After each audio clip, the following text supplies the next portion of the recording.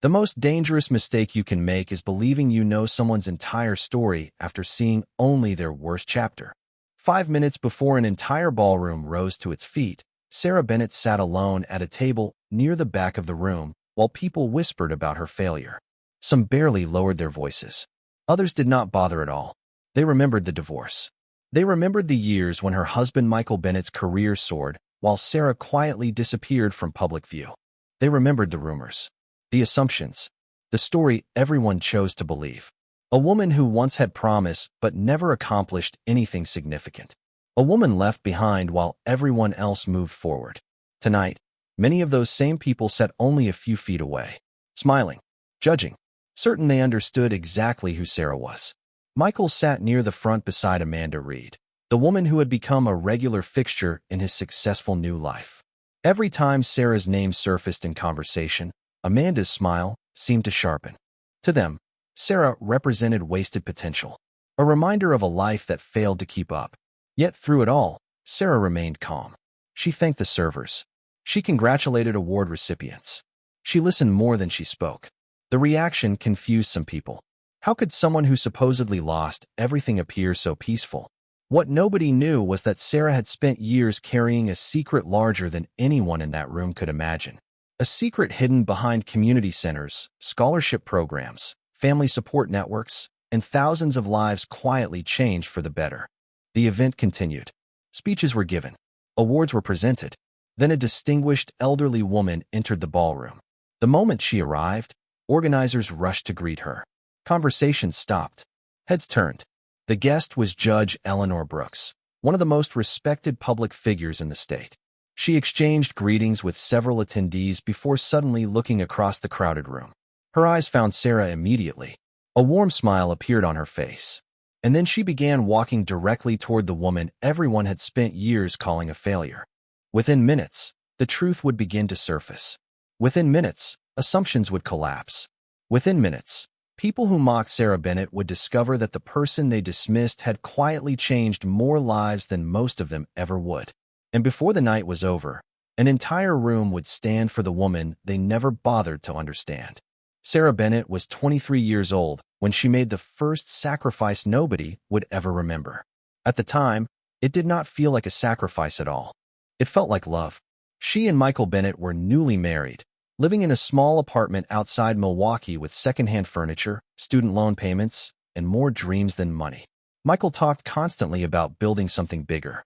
A successful career, financial freedom, a future where neither of them would have to worry about bills. Sarah believed every word. More importantly, she believed in him. During those early years, Michael worked long hours and chased opportunities that rarely produced immediate results. Sarah worked 2 jobs at times to help cover expenses. She balanced household responsibilities while encouraging Michael through every setback. When a promotion slipped away, she reassured him. When an investment failed, she helped him start over. When self-doubt threatened to overwhelm him, she reminded him why he started. Friends often described them as a team. Sarah liked that description because it felt true. She never cared about being the center of attention. She cared about building a life with someone she loved. Years later, when Michael finally received the breakthrough opportunity he had been chasing, Sarah celebrated harder than anyone. The promotion required relocation, longer hours, and even greater demands on their personal lives. Sarah accepted every change without complaint. She postponed graduate school plans. She stepped away from career opportunities that would have required her own attention and focus. Whenever difficult choices appeared, she consistently chose what benefited the family first. Michael noticed those sacrifices in the beginning. He thanked her often. He told friends she was the reason he succeeded. But success has a strange way of changing some people. As Michael climbed higher professionally, gratitude slowly gave way to expectation. What once felt extraordinary began feeling normal. The support Sarah provided became something he simply assumed would always exist. Years passed. Michael's reputation grew. Their home became larger. Their social circle expanded. Business dinners replaced quiet evenings together. Conferences replaced vacations. Networking events replaced family weekends. Sarah adapted each time. She volunteered locally, helped neighbors, organized community projects, built meaningful relationships throughout the area. None of it generated headlines. None of it attracted recognition. She never expected it to. Yet while Michael's accomplishments became increasingly visible, Sarah's contributions became increasingly invisible. At social gatherings, people often asked Michael about his latest success. They rarely asked Sarah about anything. If they did, the questions usually carried an unspoken assumption. "What do you do all day?" Sarah always smiled politely and changed the subject. She learned long ago that not everyone measures success the same way. The problem was that eventually Michael began measuring it the same way everyone else did. The first warning signs appeared in small moments. He interrupted her more often during conversations. He dismissed ideas she shared at home. He grew impatient whenever community projects demanded her attention. Once, after a fundraising event she spent months organizing, Sarah excitedly told him the program would help dozens of struggling families. Michael barely looked up from his phone. "That is nice," he said. Then he immediately returned to discussing an upcoming business presentation. The response hurt more than she admitted. Not because she needed praise, because she wanted to share something meaningful with her husband. Over time, those moments became common. Sarah continued supporting Michael. Yet she increasingly felt as though she occupied a shrinking space within her own marriage. One evening during a corporate gala, an executive congratulated Michael on his remarkable rise. Michael spent several minutes discussing hard work, determination, and personal discipline. Sarah stood beside him listening quietly. Not once did he mention the countless sacrifices that helped make his success possible. Driving home that night, she stared through the passenger window and realized something painful. Michael no longer viewed their accomplishments as shared victories. In his mind, the story had changed. He was the hero. Everyone else existed in the background, including her. The realization settled heavily in her heart. Yet even then, Sarah did not become bitter.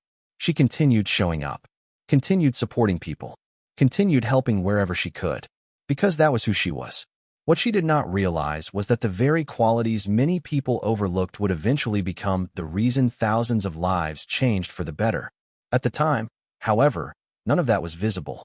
To the outside world, Michael Bennett was becoming more successful every year.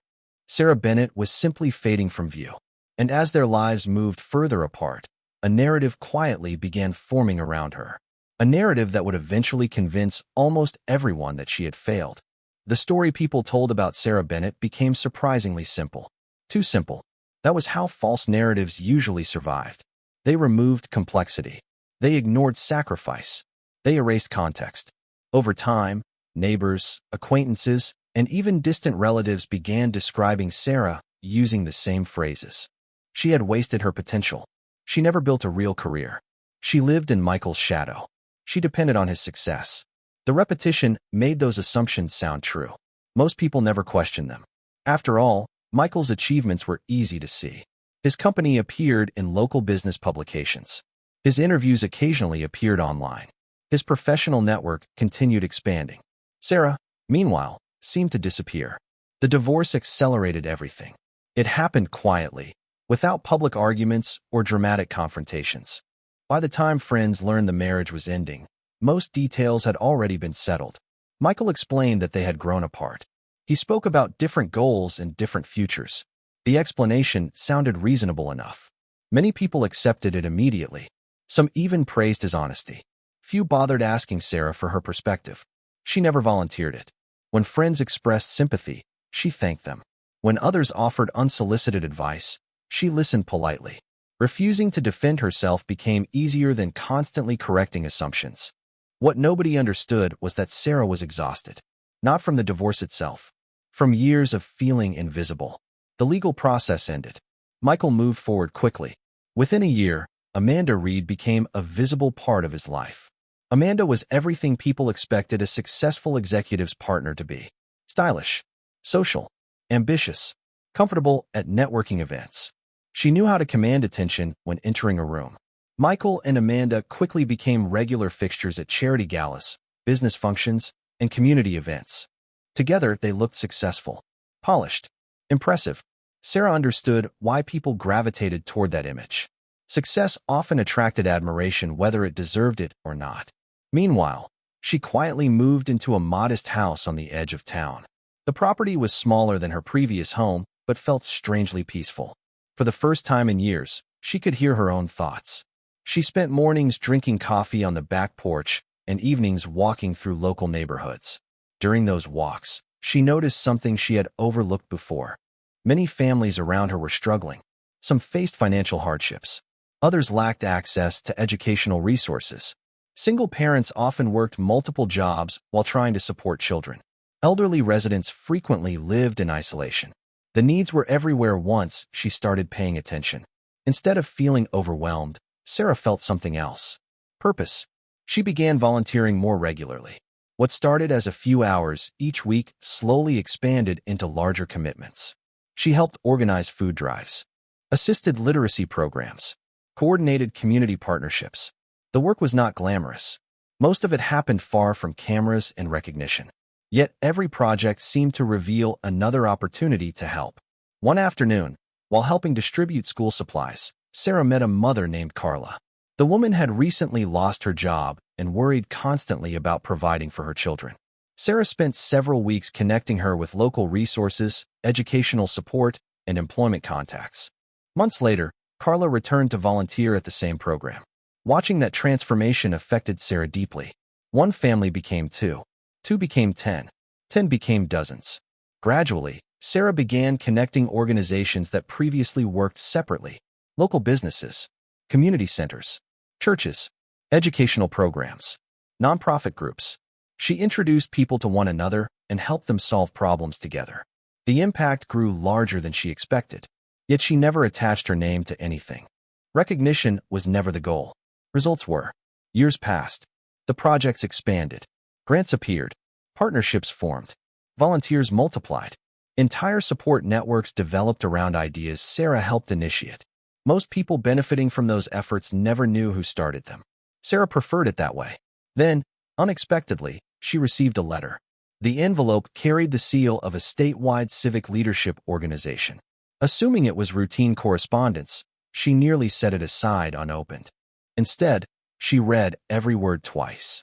The organization wanted to recognize several community leaders at an upcoming annual gala. Someone had nominated Sarah. Multiple people, actually. The letter listed only a few accomplishments, but even that short summary felt uncomfortable to her. She had never viewed herself as a leader. She simply helped where she could. At first, she considered declining the invitation. Recognition events were not her world. They reminded her too much of environments where people measured value through visibility. After several days of reflection, she accepted, not for herself, for the volunteers, teachers, parents, and community members who worked beside her. They deserved representation. Word of the upcoming event spread quickly through social circles connected to Michael and Amanda. Reactions ranged from surprise to amusement. Amanda openly questioned why Sarah had been invited. Michael said little, though privately he seemed puzzled. The woman he remembered had never sought public recognition. The idea that she might receive it now felt strange. As the event approached, assumptions continued spreading. Some people suggested the invitation was merely symbolic. Others joked that organizers needed a feel-good story. Sarah heard fragments of those conversations, but refused to engage. She had spent too many years worrying about what other people believed. Yet as the evening finally arrived and guests gathered inside the grand ballroom, one thing remained true. Nearly everyone thought they already knew Sarah Bennett's story. They were about to discover how wrong they had been. The years that followed became known by many people as Sarah Bennett's quiet years. The description was accurate, though not in the way most imagined. They assumed quiet men inactive, forgotten, unimportant. In reality, those years became the most meaningful of her life. While others measured success through promotions and public recognition, Sarah spent her time building connections between people who needed help and people capable of providing it. She never established a large office. She never launched a public campaign carrying her name. She never hired a public relations team. Instead, she worked from community centers, school libraries, church basements, and small nonprofit offices scattered across the state. One project led to another. A literacy program expanded into after-school mentoring. A food assistance initiative developed into workforce training partnerships. A scholarship fund created opportunities for students who otherwise would have abandoned their educational goals. Sarah rarely stood at the center of these efforts. She preferred introducing people, solving problems, and stepping aside once momentum developed. Over time, her network became remarkably effective. Teachers called her when families needed support. Local business owners contacted her when they wanted to sponsor community programs. Volunteers trusted her judgment. Social workers respected her commitment. Yet outside those circles, almost nobody knew what she was doing. That anonymity allowed misconceptions to thrive. Occasionally, Sarah would run into former acquaintances at grocery stores or local events. Their reactions often followed the same pattern: surprise, curiosity, then subtle pity. Some asked whether she ever planned to return to a more traditional career. Others wondered if she regretted sacrificing so much during her marriage. A few attempted to hide their assumptions. Most did not. Sarah learned to smile and change the subject. Correcting people rarely changed their minds. Actions accomplished far more than arguments. Meanwhile, Michael and Amanda continued building the image everyone expected. Their lives appeared successful from the outside. Professional achievements, social invitations, public visibility. Yet beneath that polished surface, something increasingly unsettled Michael. Every few months, he would hear Sarah's name in unexpected places. A nonprofit director mentioning a successful initiative. A school administrator praising an anonymous donor network. A local newspaper highlighting a community project organized by volunteers. The details never seemed directly connected. Yet Sarah somehow appeared near the center of each story. Whenever Michael asked for clarification, responses remained frustratingly vague. She helped bring people together. She introduced us to the right partners. She made the project possible. None of it sounded impressive in the traditional sense. Yet the same pattern kept repeating. Amanda dismissed the observations immediately. People exaggerate those things, she often said. Everyone loves a local hero story. Michael usually agreed. Still, the comments lingered longer than he admitted. Then, 6 months before the gala, something happened that attracted wider attention. A manufacturing plant closed unexpectedly in a small town outside Milwaukee. Hundreds of families suddenly faced unemployment. Community leaders scrambled to respond. Local resources were overwhelmed. News coverage focused on economic uncertainty and growing anxiety. Several weeks later, support programs began appearing. Job placement partnerships, emergency assistance initiatives, training opportunities, childcare support. The response was unusually coordinated. Reporters praised the collaboration but struggled to identify who organized it. During an interview, one town official smiled and offered a simple answer. A woman named Sarah made a few phone calls. The comment spread further than anyone expected. For the first time, people outside her immediate circles began noticing her name. Yet even then, Sarah avoided attention. When a journalist requested an interview, she declined politely. When a regional organization offered an award, she recommended recognizing volunteers instead.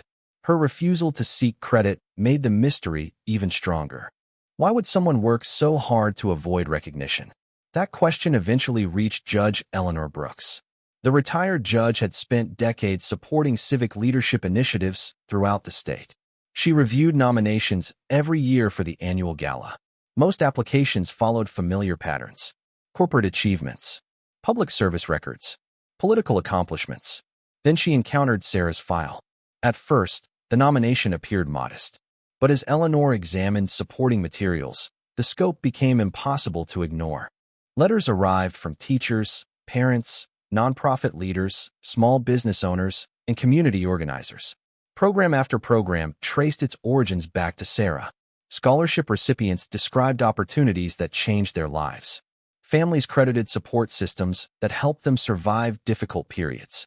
Volunteers spoke about a woman who consistently solved problems without seeking recognition. Eleanor spent weeks reviewing documentation. The deeper she looked, the more astonishing the story became. Eventually, she requested additional information. What she discovered surprised even her. Sarah's influence extended far beyond a few local projects. Entire statewide partnerships existed because she connected people who otherwise never would have met. Millions of dollars in resources reached communities because she quietly organized relationships behind the scenes. Yet her name appeared almost nowhere publicly. Eleanor made a decision immediately. Sarah needed to be recognized. Not because recognition mattered to Sarah, because stories like hers mattered to everyone else. Several months later, as invitations for the gala circulated, Anticipation began building among organizers. A small group understood what was coming. Most guests did not. Michael certainly did not. Amanda assumed Sarah's invitation reflected a symbolic gesture. Many attendees reached similar conclusions. They expected a pleasant story about volunteer work. Nothing more. The misunderstanding set the stage perfectly, because by the time guests filled the ballroom on the night of the event, nearly everyone still believed Sarah Bennett represented unrealized potential. They saw a woman who stepped away from ambition, a woman left behind by success, a woman whose best years supposedly existed in the past. Sitting quietly at her table, Sarah had no interest in changing their minds. The truth would do that on its own. And only a few feet away, Michael and Amanda were about to help prove exactly how little they understood the woman they thought they knew. The ballroom sparkled with polished elegance. Crystal chandeliers cast warm light across hundreds of guests seated at round tables draped in white linen. Soft music played between presentations while servers moved quietly through the room. From a distance, the evening appeared perfect. Up close, however, Sarah Bennett could feel the familiar weight of judgment lingering beneath the polite smiles. She had experienced it often enough to recognize it immediately. People glanced toward her table before returning to whispered conversations. Some offered polite greetings. Others avoided eye contact entirely. A few openly stared, as though trying to understand why she had been invited to an event typically reserved for high-profile leaders and recognized achievers. Sarah remained calm. She thanked the staff serving drinks. She congratulated scholarship recipients seated nearby. She listened attentively whenever someone approached her. Years of community work had taught her something valuable. People often revealed more about themselves through their assumptions than through their words. Across the ballroom, Michael Bennett sat near the front beside Amanda Reed. Their table occupied one of the most visible locations in the room. Amanda seemed particularly pleased with the seating arrangement. She spent much of the evening greeting familiar faces and discussing recent business accomplishments. Eventually, her attention drifted toward Sarah. "I still do not understand why she is here," Amanda said quietly. Several guests at the table exchanged uncomfortable glances. One man shrugged. "Maybe she volunteers somewhere." Amanda laughed softly. "Lots of people volunteer." Michael remained silent. Although he rarely defended Sarah these days, something about Amanda's comments felt unnecessary. Yet he said nothing. Over the years, silence had become easier than disagreement. As the evening continued, organizers recognized several community leaders. Award recipients shared stories about resilience, innovation, and service. The audience applauded generously after each presentation. During a brief intermission, guests mingled throughout the ballroom. Amanda soon found herself speaking with a group of local business owners. Before long, Sarah's name entered the conversation again. "She seems nice," one woman observed. Amanda smiled politely. Nice is probably the best word for it. A few people laughed. Encouraged, Amanda continued. "I mean, let us be honest. Some people build careers. Some people build companies. Some people change industries. Sarah spent years doing volunteer work. Good for her. But that is hardly success." The remark drew several awkward smiles. Michael shifted uncomfortably. He knew Amanda enjoyed winning social conversations. Yet hearing Sarah reduced to a dismissive punchline bothered him more than he expected. Across the room, Sarah happened to notice the group laughing. She did not hear the comments. She did not need to. The body language said enough. Rather than react, she excused herself and walked toward the refreshment area. There she encountered several volunteers who immediately greeted her with genuine warmth. One young woman thanked Sarah for helping her secure an internship 3 years earlier. Another described how a scholarship program changed her educational future. Sarah listened carefully, asking questions about their families and careers. The conversations felt natural, real. Nearby guests observed the interactions with curiosity. More and more people seemed to know Sarah personally. Yet she never introduced herself, never listed accomplishments, never sought attention. As the evening moved forward, anticipation began building around the final presentations. Judge Eleanor Brooks had not yet spoken. Organizers repeatedly mentioned a special recognition segment scheduled near the end of the program. Rumors circulated quietly through the room. Some expected a major donor announcement. Others predicted a Lifetime Achievement Award. Nobody seemed certain. Then something unusual happened. Judge Brooks rose from her table before the next presentation began. Conversations immediately slowed. The retired judge commanded enormous respect throughout the state. Wherever she went, people listened. Rather than walking toward the stage, she crossed the ballroom floor. Guests watched curiously. Organizers paused. Even the master of ceremonies appeared surprised. Sarah looked up from her table as Judge Brooks approached. The elderly woman smiled warmly. "Sarah," she said, "I have been looking forward to this evening for a very long time." The statement immediately captured attention. Nearby conversations stopped. Several guests exchanged puzzled looks. Amanda frowned. Michael leaned forward slightly. Judge Brooks placed both hands over Sarah's and spoke softly enough that only a few people could hear. Yet the respect in her voice was unmistakable. "There are many people here tonight because of you," she said. Sarah looked genuinely uncomfortable with the attention. "I think you are giving me too much credit." The judge smiled. "No, I believe for years you have received far too little." Then she returned to the stage area without offering further explanation. The encounter lasted less than a minute. Yet it changed the atmosphere of the room completely. Guests began whispering again, but now the tone was different. Curious rather than dismissive. Interested rather than judgmental. Amanda attempted to laugh it off. That was dramatic. Nobody responded. For the first time all evening, uncertainty had entered the room. Michael felt it too. He suddenly remembered dozens of small comments he had heard over the past several years. School administrators praising Sarah. Community leaders thanking her. Families mentioning her name with unusual gratitude. He had never connected those pieces together. Until now. Moments later, the lights dimmed slightly as the master of ceremonies returned to the podium. The final segment of the evening was about to begin. Judge Brooks took her place near the stage. A large screen illuminated behind her.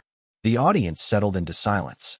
Sarah remained seated at her table, unaware that within the next few minutes the story everyone believed about her would begin falling apart one piece at a time.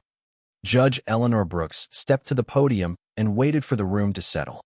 The conversations gradually faded until the ballroom became completely silent. Behind her, the large screen displayed nothing but a simple blue background. No photographs, no names, no clues. The judge smiled warmly as she looked across the audience. "Tonight," she began, "we are honoring many remarkable people. Some have built successful companies. Some have served their communities for decades. Others have dedicated their lives to public service. Every one of them deserves recognition." Polite applause followed. Then her expression became more thoughtful. "But occasionally, we encounter a person whose impact is difficult to measure because they never seek credit for what they do." The audience listened attentively. Michael sat forward slightly. Amanda folded her arms. Sarah remained seated near the back of the room, visibly uncomfortable with the attention. The judge continued. "Several years ago, I received a letter from a school principal. He wanted to thank someone for helping dozens of students remain in school during a difficult financial crisis. A few months later, I received another letter from a community center director describing a similar story. Then another letter arrived from a nonprofit organization. Then another, and another. Images began appearing on the screen behind her. A school library, a scholarship ceremony, a community resource center, a family assistance program. Guests watched quietly as photographs changed every few seconds. At first, Judge Brooks said, I assumed these stories involved different people, different organizations, different leaders.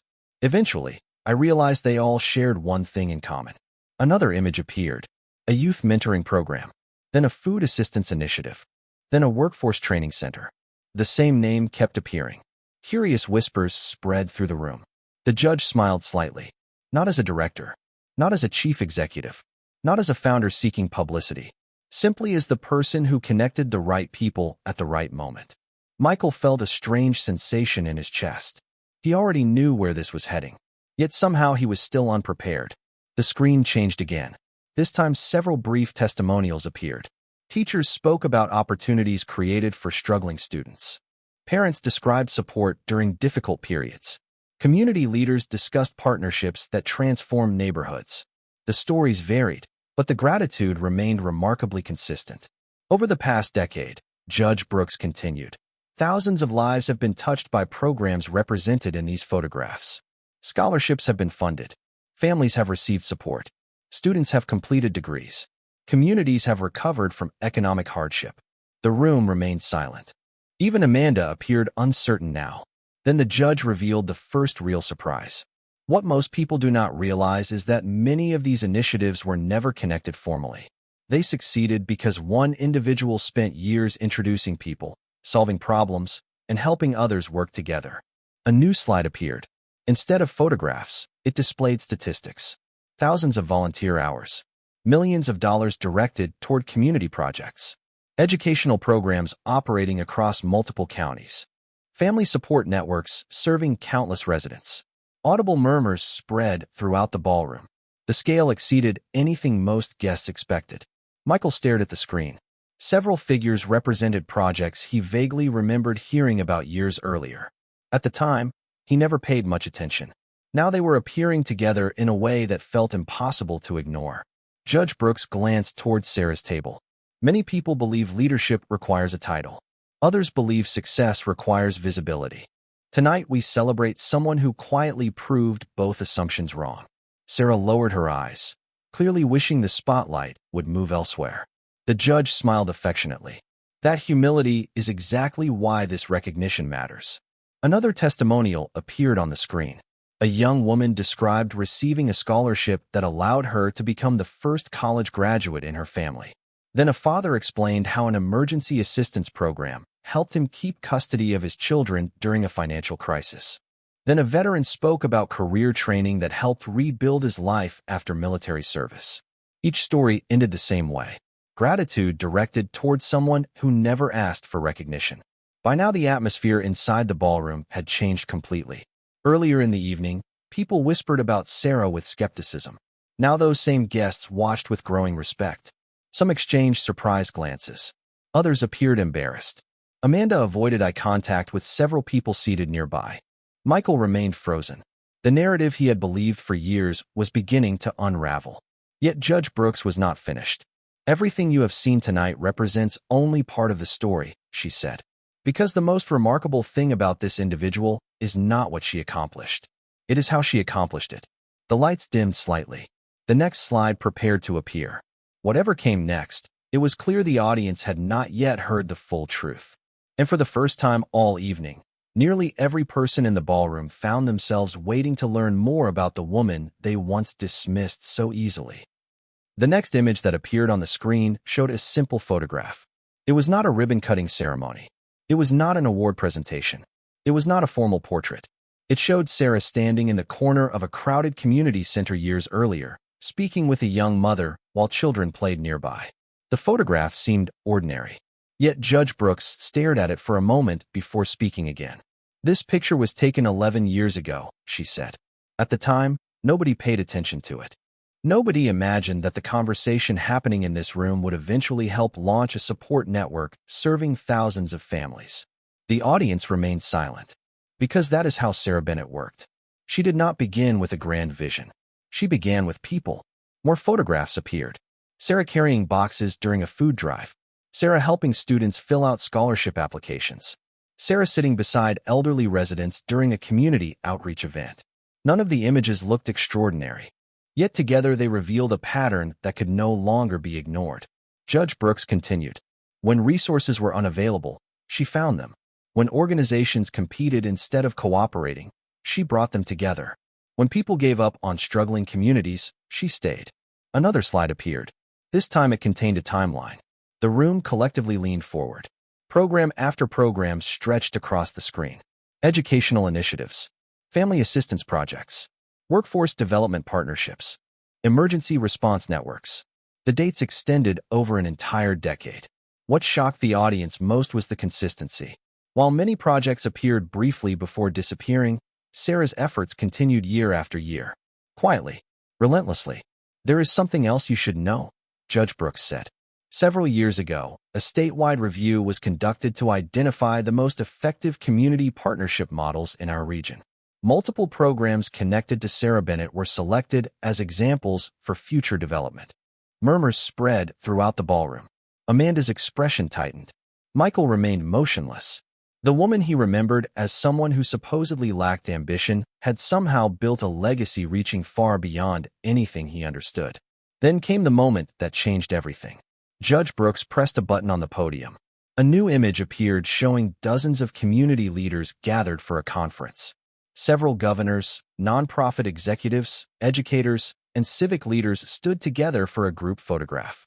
In the center stood Sarah, not in front, not posing for attention, simply present. Many people assume Sarah helped a few local projects, Judge Brooks said. The truth is much larger. Additional statistics appeared beneath the photograph. Educational partnerships operating in multiple states.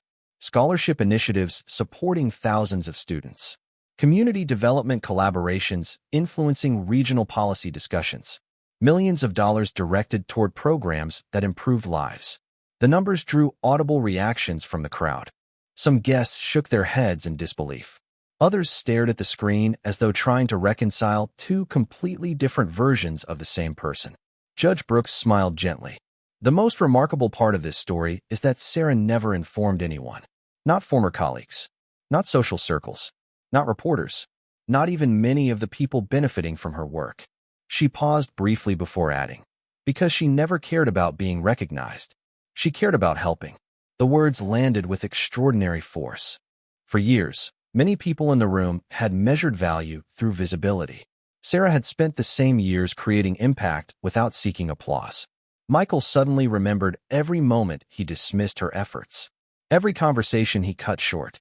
Every community project he viewed as a hobby rather than meaningful work. The memories arrived one after another, each more uncomfortable than the last. He realized something painful.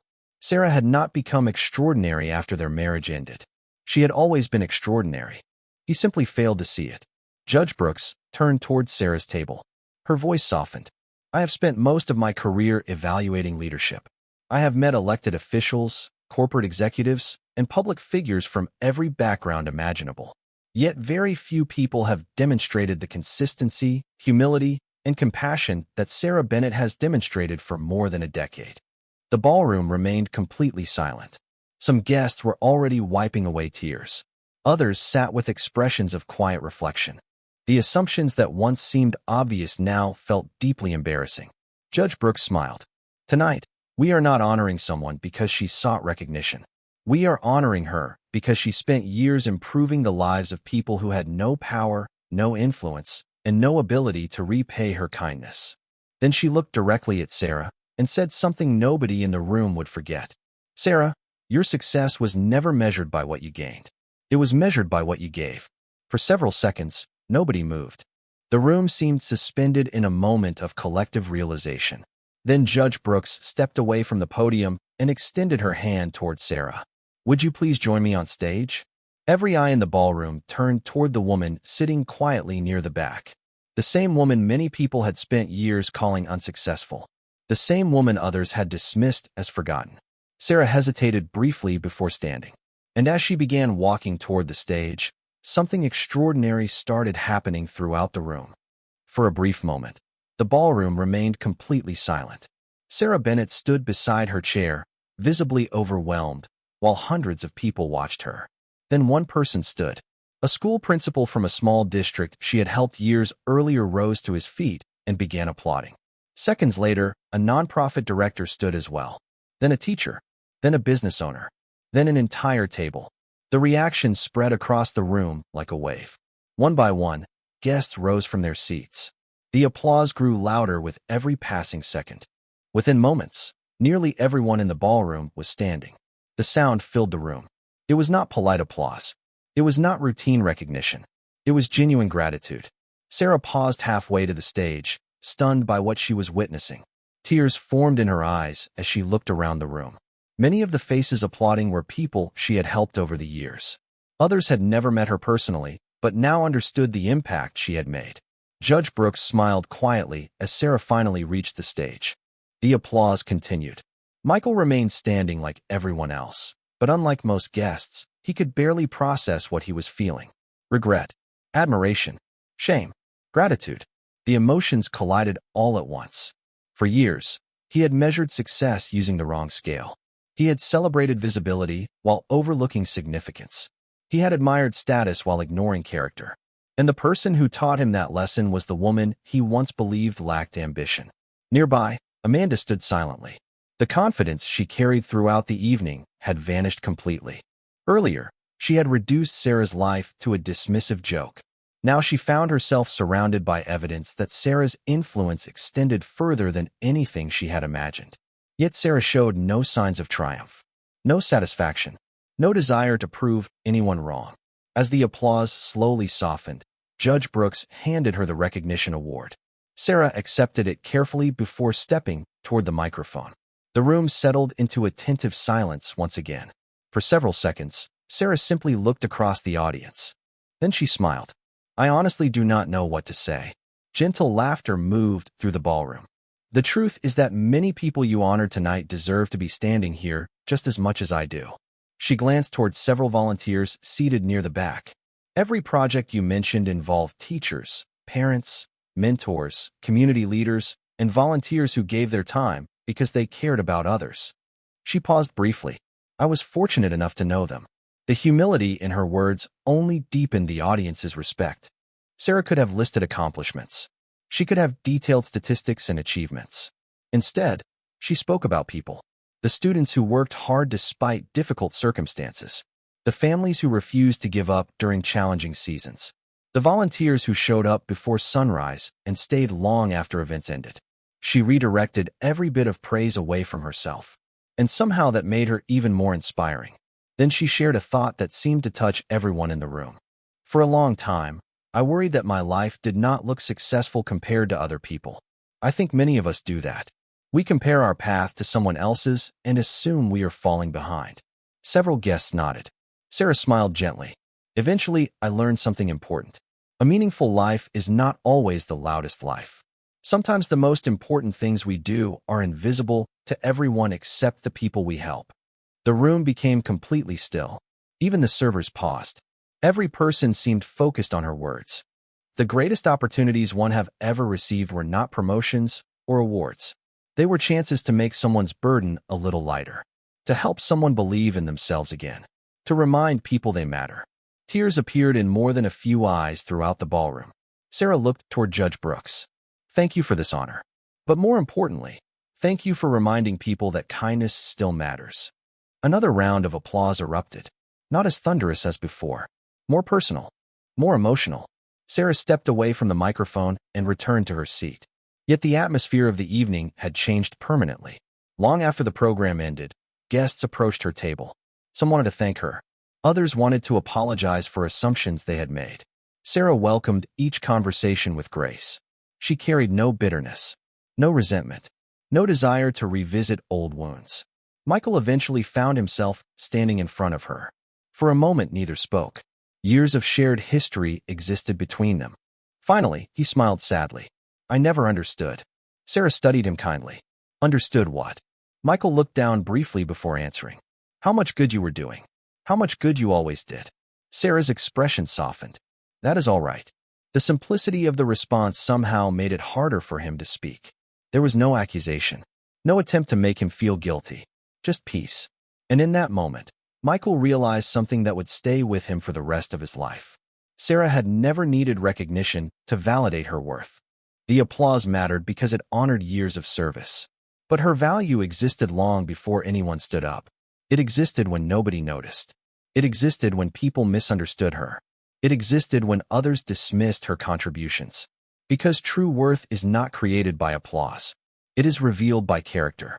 As guests gradually left the ballroom, Sarah stepped outside into the cool evening air.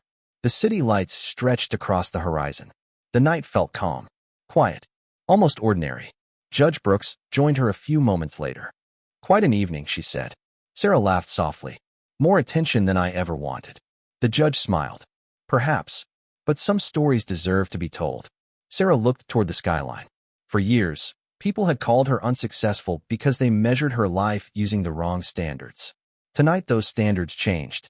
Not because she proved anyone wrong. Because the truth finally became visible. And as she stood beneath the city lights, feeling grateful for every person who walked beside her journey, Sarah understood something she wished more people knew. Success is not measured by how many people know your name. It is measured by how many lives are better because you were here.